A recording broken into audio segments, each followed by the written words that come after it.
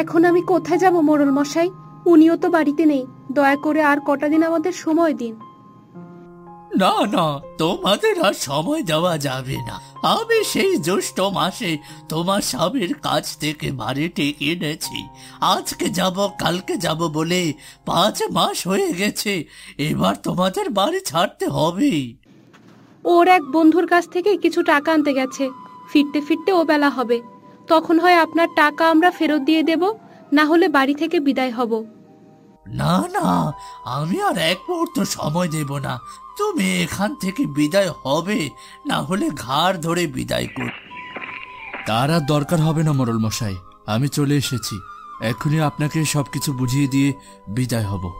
ওগো, তুমি এসেছো? উনি যে আমাদের তাড়িয়ে দিচ্ছেন। চলো গিন্নি, আর এক মুহূর্ত নয়। যে লোক একদিন সহ্য করতে পারে না, তার আশ্রয়ে আর এক মুহূর্ত থাকবো না। তাই যাও, তোমাকে থাকতে বলছে কি?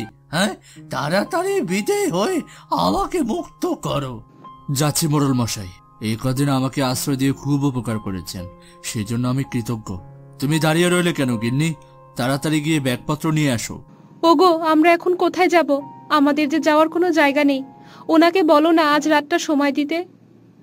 ওর মতো পাষণ্ডের কাছে আমি আর আবদার করব না। তুমি তাড়াতাড়ি গিয়ে কাপড় চোপড় সবকিছু নিয়ে আসো। বাবা, ও বাবা, কোথায় যাব এখন আমরা? জানি না মা, যেখানে বিধাতা আমাদের আশ্রয় রেখেছেন সেদিকে যাব। আর আপনিও শুনে রাখেন, একদিনে আমাকে আপনি খুঁজবেন।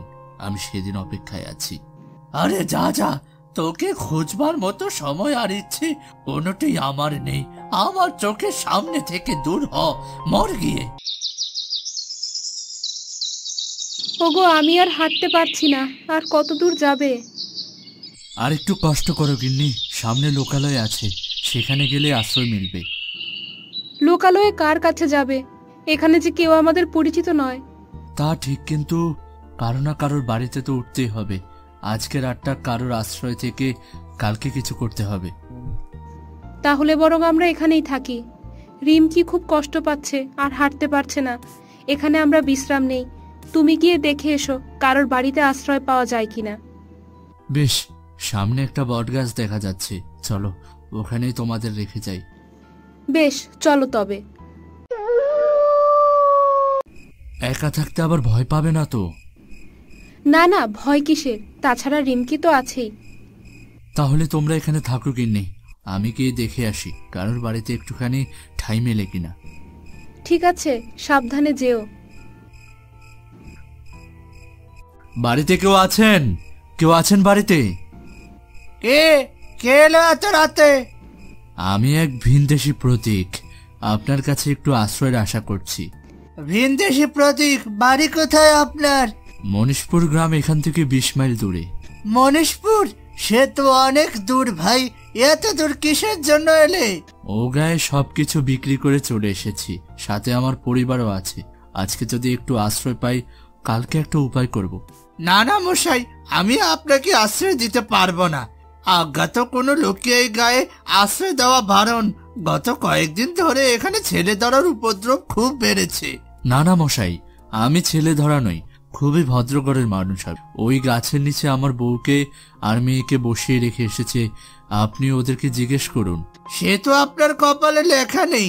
আর সবাই মেয়ে এই কথা বলে বাড়িতে ঢুকে পড়ে, দেখা যায় বাড়ির ছেলে নিয়ে মাঝরাতে উধাও হয়ে গেছে। যত সব জানতো জানতো। ও, তাহলে আপনি আশ্রয় দেবেন না? না, আপাতত সেরকম কোনো ব্যবস্থা হচ্ছে না। আরে কাজ করুন, আজকে রাতটা কোনোভাবে গাছতলায় কাটিয়ে দিন। কালকে সকালে রায়চৌধুরীর কাছে গিয়ে আপনার কথা বলবো, তিনি চাইলেই আপনাকে সাহায্য করতে পারবেন। তার আর দরকার হবে না, কালকে আমি নিজে গিয়ে তার সাথে দেখা। শালা তেজ দেখো, সাহায্য করতে চাইলেও উল্টা কথা শুনিয়ে গেল। এই জন্য লোকে বলে চেঁচে গিয়ে কারো সাহায্য করতে চলে যাক যত সব।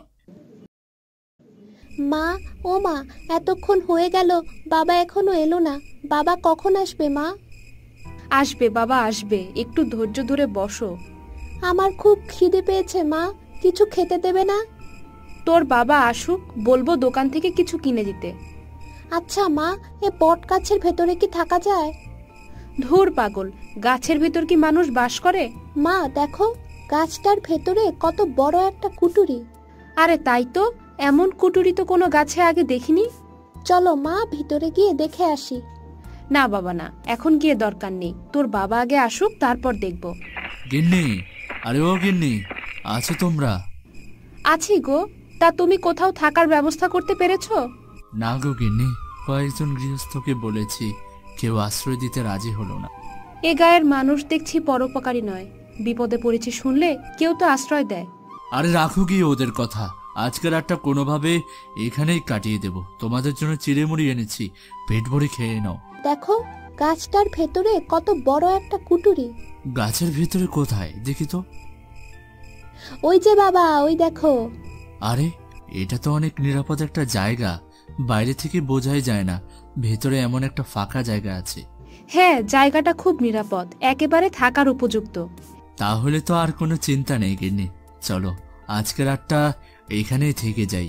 এই কুঠুরিতে আমাদের কোনো ভয় নেই। বেশ, তুমি যখন বলেছ তাই হবে নে। রিমকি, ব্যাগপত্র সব কুঠুরির ভিতর নিয়ে রাখ। কি মজা, কি মজা, আমরা থাকবো বটগাছের ভেতরে। কটা মুড়ি খেয়ে কিছু একটা ব্যবস্থা করো। এভাবে আর কতদিন? একটা মাথা গোছবার জায়গার তো ব্যবস্থা করতে হবে নাকি? হ্যাঁ গিন্নি, ব্যবস্থা একটা হয়ে যাবে। এই জায়গাটা আমার পছন্দ হয়েছে।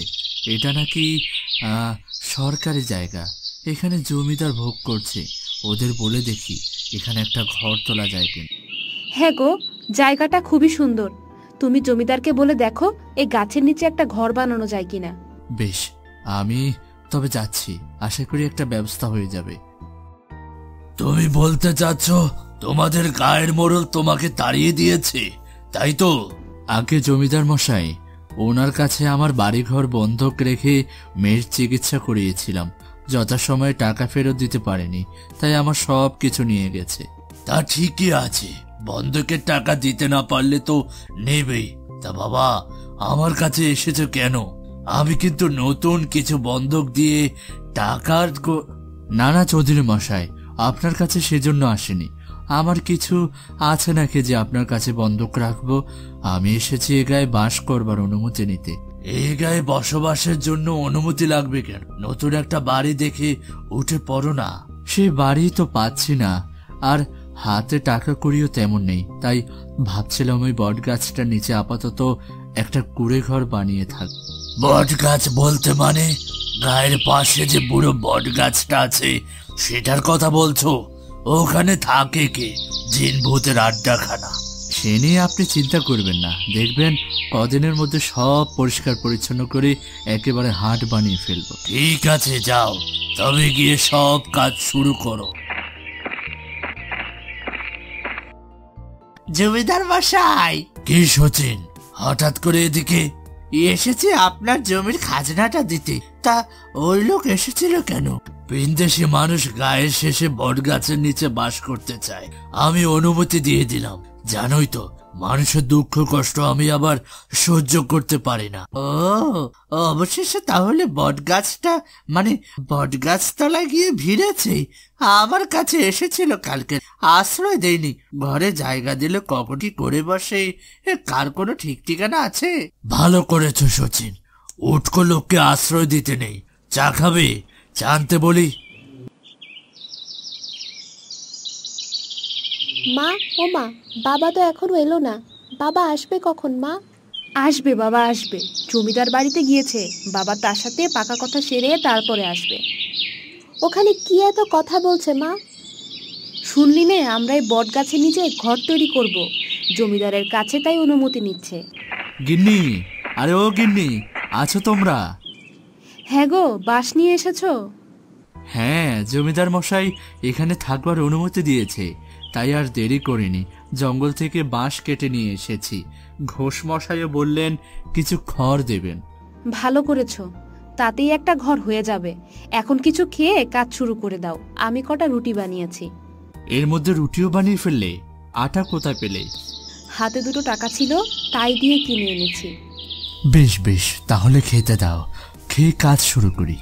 গিন্নি, আর একটা খড়ের আটি দাও তো, এই জায়গায় এখনো ফাঁকা আছে। আর তো আটি নেই গো, ডাল ঢাকতে গিয়ে সব শেষ হয়ে গেছে। বেশ, আজকে তবে নেমে যাই, কালকে ঘোষবাড়ি থেকে কোয়াটি এনে এখানে দিয়ে দেব। হ্যাঁ গো, ঘরদোর তো সব হলো, এবার কটা খাবারের আয়োজন করতে হবে। তা করো, আমার খুব খিদে পেয়েছে। কিন্তু ঘরে তো কিচ্ছু নেই, কি দিয়ে রান্না করব? দাঁড়াও, আমি এখনই দোকান থেকে চাল ডাল কিনে আনছি, এর আগে একটু স্নান করে নিই। আচ্ছা শোনো, হাতে তো কেবল কটা টাকা আছে, এ দিয়ে কাল অবধি যেতে পারবো।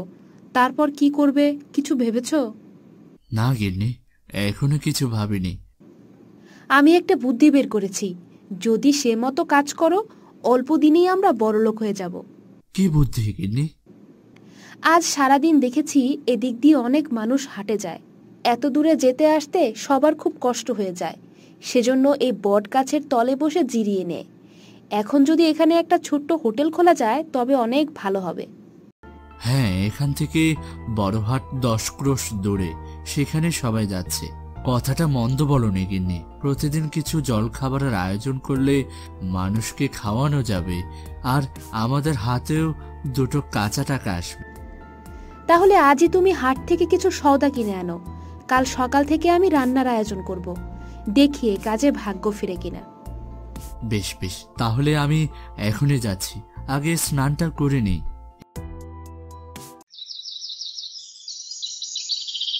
এত এত মানুষ আসছে হোটেলে, আর এদিকে একটা লোকও নেই। এ লখাই, বাবলু, এখনই এদিকে আয়। আমায় ডেকেছ কাকু? হ্যাঁ, ওই উত্তরের টেবিলটাতে খাবার দে, কতক্ষণ ধরে ওনারা এসে বসে আছেন। হ্যাঁ, আর তোদের গিন্নিমাকে গিয়ে বল তাড়াতাড়ি ভাত চড়াতে, আজকে লোক অনেক হবে। যাচ্ছি। ও গিন্নিমা, তাড়াতাড়ি ভাত চড়াও। আরে ঘোষমশাই যে, তো হঠাৎ কি মনে করে? তোমার কাছে এসেছি শরীফ, একটা বিশেষ প্রয়োজনে।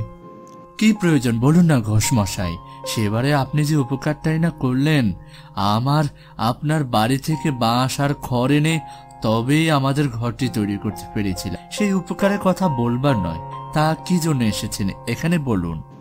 এই হাটে একদিন আমি মিষ্টি বানিয়ে বিক্রি করতাম বাবা, কিন্তু এখন বয়স হয়েছে, হাটে যেতে পারি না, তাই ভাবছিলাম এই কাছে পিঠে কোথাও একটা দোকান নিয়ে বসতে। তোমার এখানে তো রোজ রোজ অনেক মানুষ যাতায়াত করে, তাই যদি হোটেলের পাশে একটা দোকান করবার অনুমতি দিতে। সেজন্য আমাকে বলবার কি আছে, এই জায়গা তো আপনাদের গ্রামে। আমি নেহাত জমিদার মশাইকে বলে এখানে স্থায়ী হয়েছি। আপনি কালকে থেকে দোকান নিয়ে বসুন না, আমার কোনো অসুবিধা নেই। তুমি আমাকে বাঁচালে বাবা, না হলে আজকে অনেক বড় বিপদে পড়ে যেতাম। মানুষের বিপদেই তো মানুষ আসবে, না হলে কি মানুষ হয়ে কোনো লাভ আছে? ঠিক বলেছ বাপু, খুব ঠিক কথা বলেছ। তবে আমি যাই, হ্যাঁ, কালকে কথা হবে।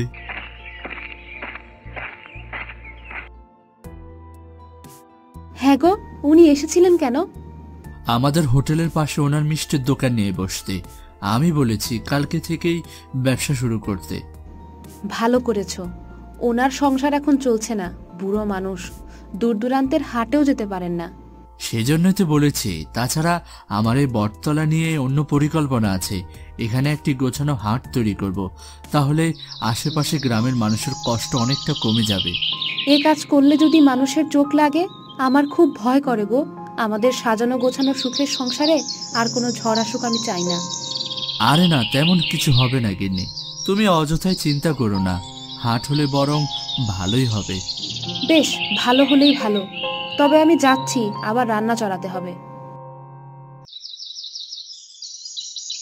জমিদার মশাই, ও জমিদার মশাই, বাড়ি আছেন? কে, বিমল নাকি? আগে না, আমি সচিন। ও সচিন, এসো। তা হঠাৎ করে কি মনে করে? আগে এসেছে শরীফের বিষয়ে কথা বলতে। কি কথা? হ্যাঁ, শুনলাম ওই বটতলায় ব্যবসা করে বড়লোক বনে গেছো। হ্যাঁ, সেই জন্যই তো আপনার কাছে এসেছি।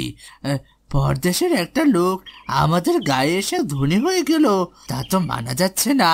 সে কি আমি মানতে পারছি, কিন্তু কি করব বলো? আমাদের কি করবার আছে? যার ব্যবসা সে করছে। আমাদের অনেক কিছু করবার আছে জমিদার মশাই। শুনেছি জায়গাটা তো আপনার, তাই যদি ওখান থেকে ওকে তাড়ানো যায় তবেই কাজ হয়ে যাবে। তুমি তো খুব বুদ্ধিমান সচিন, খুব ভালো কথা বলেছ। এভাবে আমিও কখনো ভেবে দেখিনি। তা এতে তোমার লাভটা কি বলো দেখি? আরে এখনো লাভটা বুঝতে পারিনি? শরীফ ওই বটতলায় এখন রোজ হাটে বসায়। ওকে অপসারণ করলে সেই হাটের সব খাজনার টাকা আপনার হাতে আসবে। বেশ বেশ, তবে কালে চলো, শরীফকে গিয়ে তাড়িয়ে আসবো। অনেক তো ভোগ করেছে। আর না, এবার ওর খেলা সাঙ্গ হবে।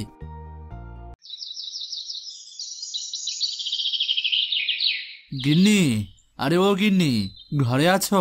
কি গো, এই সকালবেলায় কোথায় যাচ্ছ? বাজারে যাচ্ছি গিন্নি। আজকে সকাল সকাল গিয়ে বাজারটা নিয়ে আসি, দুপুরে অনেক লোকের ভিড় হবে। বেশ, তবে যাও। আমিও ভাত চড়িয়ে দিয়েছি, সকাল সকাল সব রান্না শেষ করে ফেলবো। আচ্ছা গিন্নি, তুমি ভাত আর ডাল রান্না করে রাখো। আর গণিময়রা আসলে পূর্বের ঘরটা দেখিয়ে দিও। আপাতত এখানে বসুক। ঠিক আছে, আমি ঘরটা খুলে দেব এখন। বেশ, তবে আমি গেলাম।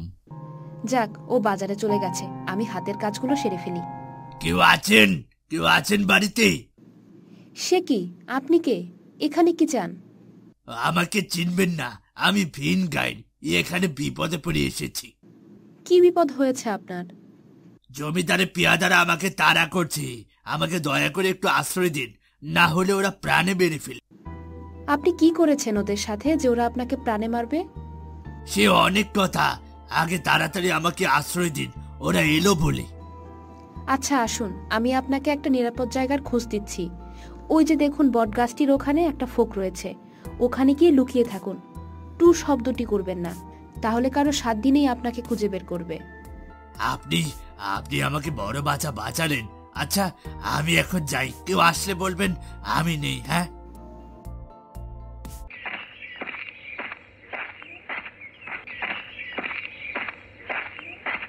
শরীফ, আরে ও শরীফ, আছো তুমি? হঠাৎ আমার কাছে কি মনে করে জমিদার মশাই? হ্যাঁ হ্যাঁ, তোমার কাছে এলাম। থাকতে দিয়েছি, কিন্তু সারা জীবনের জন্য দিইনি। এতদিন তো তুমি ভোগ করলে, এখন আমার জায়গা আমাকে ফিরিয়ে দাও। বাড়ি ছেড়ে দেব? সে কি কথা? আপনি না এই বাড়িতে আমাকে থাকতে দিয়েছেন? না না জমিদার মশাই, এই জায়গা আমি দিতে পারবো না। দরকার হলে আপনি তার সমমূল্য টাকা নিন, তবু এই জায়গা আমি ছাড়বো না। এটা সরকারি জায়গা, যদি সরকার থেকে কখনো বলে তবেই আমি এখান থেকে যাব। না না, এ কথা বললে হবে না শরীফ, আমাদের জায়গা লাগবে। তুমি অন্য ব্যবস্থা কর। তুমি দেখছি অনেক বেয়াদব হয়ে গেছো শরীফ। শোনো, আমি ভালো ভালো বলছি, জায়গাটা ছেড়ে দাও, না হলে কিন্তু তোমার বিপদ হয়ে যাবে। আরে আমাদের তো চেনই, কয়েকদিন আগে গোপুর চাচার বাড়ি পড়লো, তারা এক গোয়ামির ফলে সে কথাটা বলে যাও না। এখন তবে যাই। হ্যাঁ, কালকের মধ্যে বাড়িটা ছেড়ে দিও, কেমন? হ্যাঁ গো, জমিদার কেন এসেছিল? আমার সর্বনাশ হয়েছে গিন্নি, ওরা বাড়ি ছাড়তে বলছে। এখন কি হবে তবে? ওই জমিদার লোক ভালো নয়, যদি উল্টাপাল্টা কিছু করে বসে। সেই চিন্তাই করছি গিন্নি, দেখি কি করা যায়। হয়তো কালকের মধ্যেই আমাদের গা ছাড়তে হবে। সন্ধ্যা হয়ে গেল, এখনো তো কেউ এলো না। তাহলে মনে হয় ওরা আজ আর আসবে না।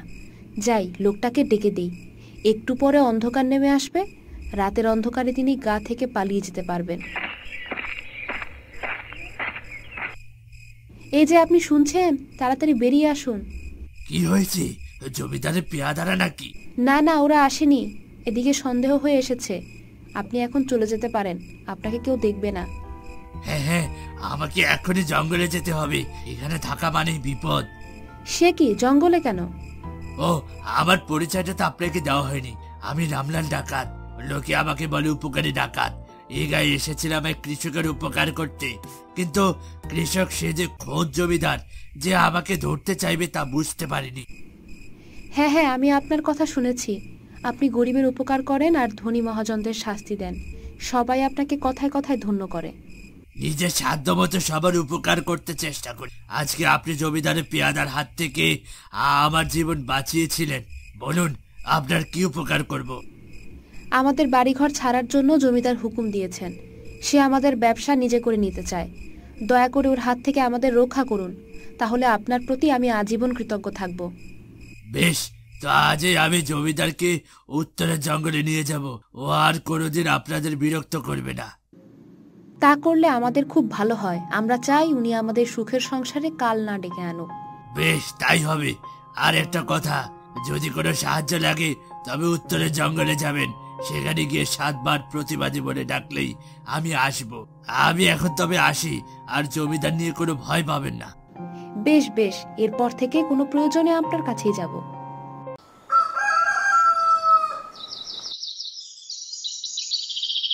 কি, রামলাল ডাকাত এসেছিল আমাদের বাড়িতে? হ্যাঁ গো, সারাদিন ওই গাছের ফোকরে ছিল। যাওয়ার আগে বলে গেছে ওই জমিদারকে শায়েস্তা করবে। আমাদের আর কোনো চিন্তা নেই গো। আমারও কথা বিশ্বাস হচ্ছে না গিন্নি। জমিদার বড় শেয়ানা লোক, কিচ্ছু করতে পারবে না। শরীফ, ও শরীফ, ঘরে আছো? কে, সচিন দাদা নাকি? হ্যাঁ ভাই, আমাকে তুমি বাঁচাও। কেন, কি হয়েছে আপনাদের? জমিদারকে এক লোক ধরে নিয়ে গেছে, আমাকে শাসিয়ে গেছে। বলেছে আমি যদি মুখ খুলি তাহলে আমাকে প্রাণে মেরে ফেলবে। আমার বিশ্বাস ওটা রামলা ডাকাতের লোক। হ্যাঁ ভাই, সেজন্যই তোমার কাছে এলাম। আমরা তোমাদের কোনো কিছুতে আর লোভ করব না। তোমরা তোমাদের মতো সুখে শান্তিতে সংসার করো। কেবল একটা আবদার, জমিদার মশাইকে ফিরিয়ে আনো। তুমি ছাড়া ওই ডাকাত কারো কথা শুনবে না। সে কি, আমি কোত্থেকে আনবো? ডাকাত কোথায় তাকে নিয়ে গেছে কিছুই তো জানি না। আমি সব বলে দিচ্ছি। সচিন বাবু, আপনি বাড়ি যান। জমিদার মশাই ঠিক সময় ফিরে আসবেন। আমরা তাকে নিয়ে আসব। আর আপনার কথার বরখেলাপ হলেই তো বুঝেছেন, এর চেয়ে বড় বিপদে পড়তে হবে আপনাকে। না না, আমি আর কোনো ভুল করব না। কখনো কারো সুখে সংসার ভাঙতে যাব না। আজকে বুঝলাম বাপেরও বাবা আছে। যাক বাবা, এতদিনে তবে বুঝতে পেরেছেন। তবে আমরা যাচ্ছি জমিদার উদ্ধার করতে। এমন মজার মজার সব গল্প দেখতে আমাদের চ্যানেলকে সাবস্ক্রাইব করতে ভুলবেন না।